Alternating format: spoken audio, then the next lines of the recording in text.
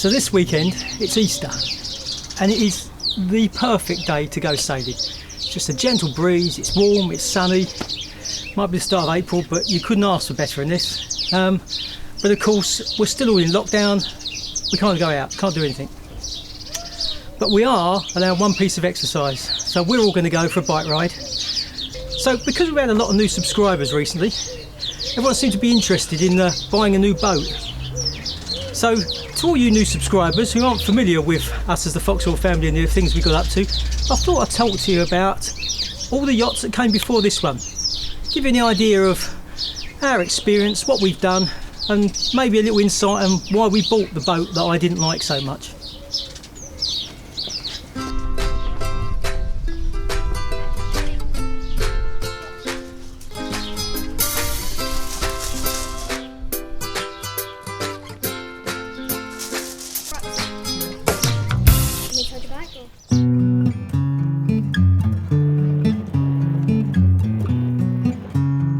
Keep going round the corner.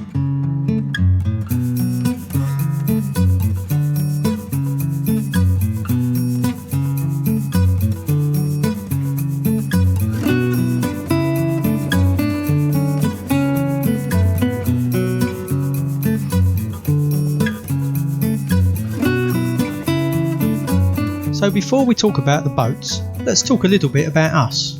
Hannah's from a sailing family. Her parents had boats long before she was born, so she's kind of brought up on the water. Me on the other hand, I did a bit of sailing as a young child with my father, but because the rest of the family wasn't interested, we didn't really carry on with it. I've had various hobbies over the years, but prior to sailing, I was doing a lot of hang gliding. But then for various reasons, I found myself in a sailing dinghy and haven't really looked back. So when Hannah and I first met, it was because of dinghy sailing. We actually met outside the men's toilets at Wilsonian Sailing Club, and we've been members there ever since. And to be honest, we probably would have carried on dinghy sailing and never got a yacht if it wasn't for a series of events. Firstly, our babysitter, Nanny Jill, up to move. That made dinghy sailing rather awkward. And then I was made redundant, which always has the effect of making life complicated. The one upside was I got a reasonable redundancy pay. So rather than pay a lump off the mortgage or do something sensible with it, we decided we'd buy a yacht. That way, even without Nanny Jill, we could all go sailing as a family.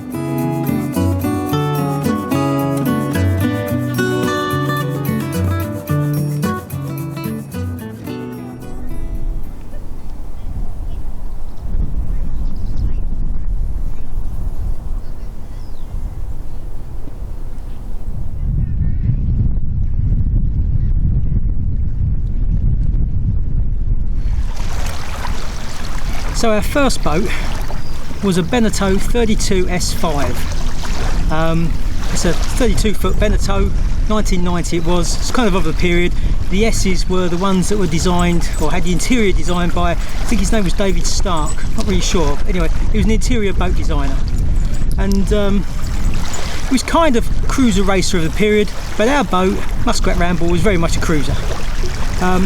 But it was a great boat and was really the right boat for us to get first because it was comfortable for the family, pretty easy to sail, not demanding, reasonably quick, kind of did everything you really wanted a boat to do.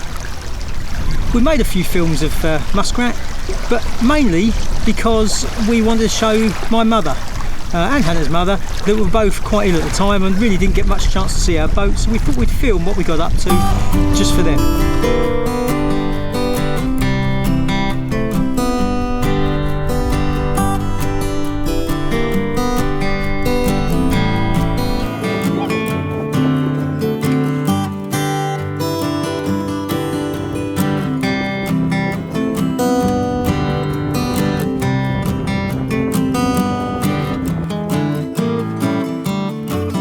So Muskrat was actually a really good boat, nothing really particularly wrong with her, except I'd have liked to have done some more racing, but to bring Muskrat up to a level that I'd have been happy with was really going to cost more than we wanted to spend and that really was worth spending on the boat.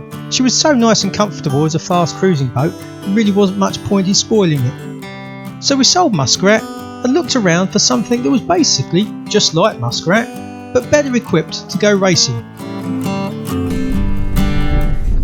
So next we bought White Magic. Now White Magic was a Jeanneau Sunfast 32i from 2004. She was a great boat. In fact, the film about White Magic was the first film that ever really did anything on YouTube and became any kind of success. We'd first seen her on a family holiday like the year or 2 years before on Muskrat. And she was still in the same place as she always was. She'd been sitting on the hard, basically in good condition, but just not loved. She was full of water when we got her, covered in green mould, but she had a good engine, reasonable electronics, and a good set of North 3DL racing sails, which was what I saw the appeal of. And she sailed really well. The one downside of White Magic is she's quite powerful, and you had to work the boat. If you just kept it sheeted in, the tiller would load up enormously, and she'd want to round up or broach at the slightest provocation.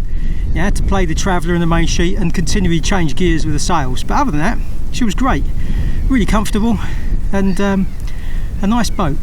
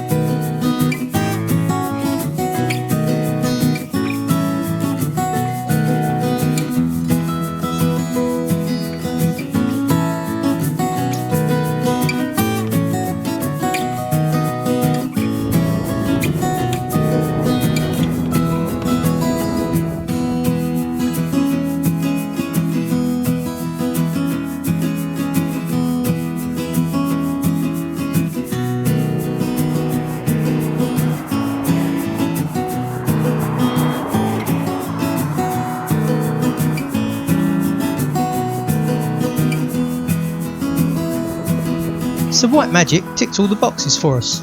She was still the nice, comfortable family cruising yacht that Muskrat Ramble was. For being the Sunfast variant, she had the taller, more powerful rig, the deeper keel with a bulb on the bottom, and all Harken running gear and racing sails to make her much more responsive and nicer to sail, which in turn made her much more fun to get around a racecourse. The downside of all this, of course, is that we've now got a much bigger and more powerful boat, and although it's great fun to get around a racecourse, she was a bit tiring if you just wanted to cruise. And Hannah, for example, would get a bit nervous when the wind was up, because you really did have to treat her with some respect. To be honest, we'd have kept her a bit longer, except for a couple of events.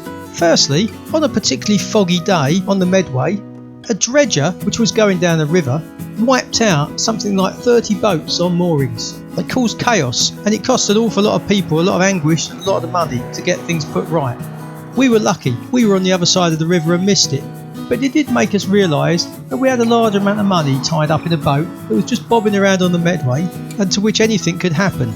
So we decided, why don't we sell her, buy something small and cheap, which we wouldn't be so upset about if something happened to, but that might open up some different sailing possibilities.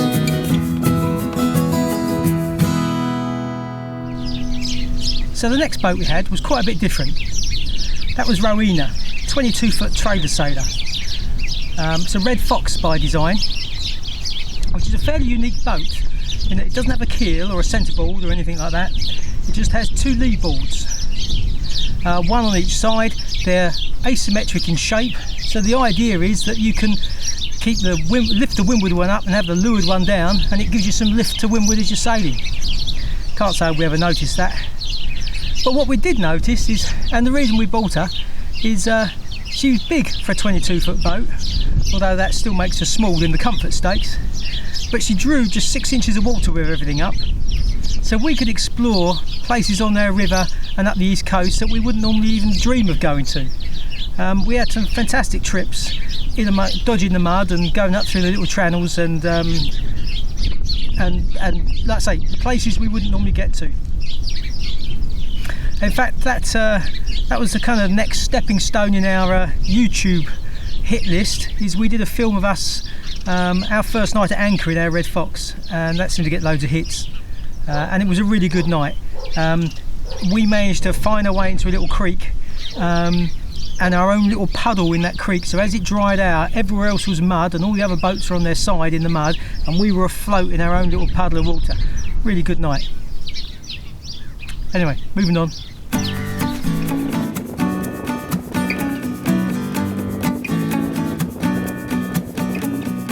So we had a lot of fun in Rowena.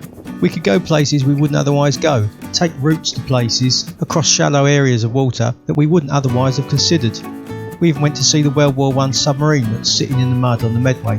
But for the three of us and a dog, she was a bit cramped to spend any time on. So we decided it was time to move back to a proper boat, albeit a bit smaller than the ones we had before.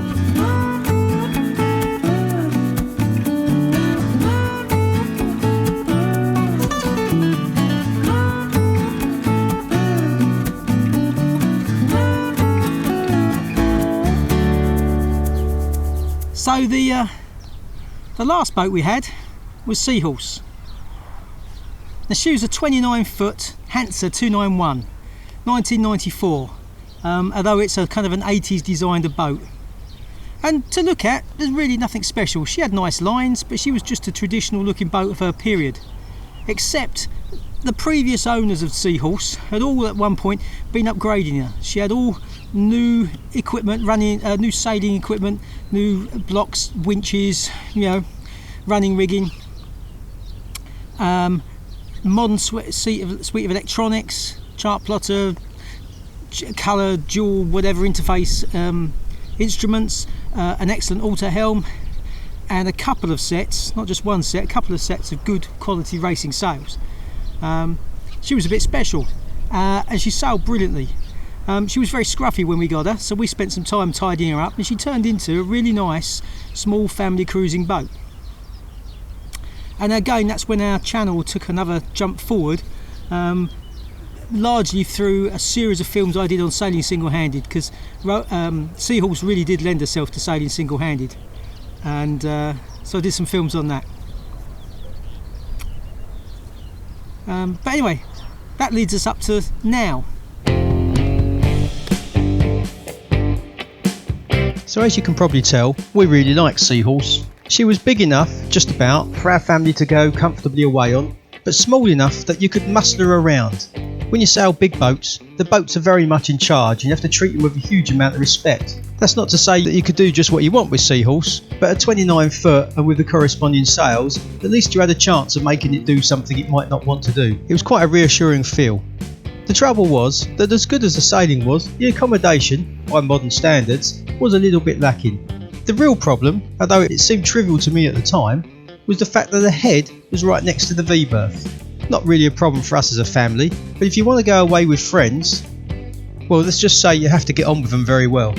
But what this meant for us was that as much as Elizabeth likes her time on the boat, as soon as it starts leaning over and sail starts flapping, she doesn't really enjoy that. She enjoys the adventures, the going away, and the time with friends. So taking friends with us was actually becoming more important. So we decided to sell Seahorse, and this time look for something a bit different. So that's it. It's the end of the ride, and that brings us up to today. And Daffy. As you know, 34.2, 34 foot long, 1998 I think.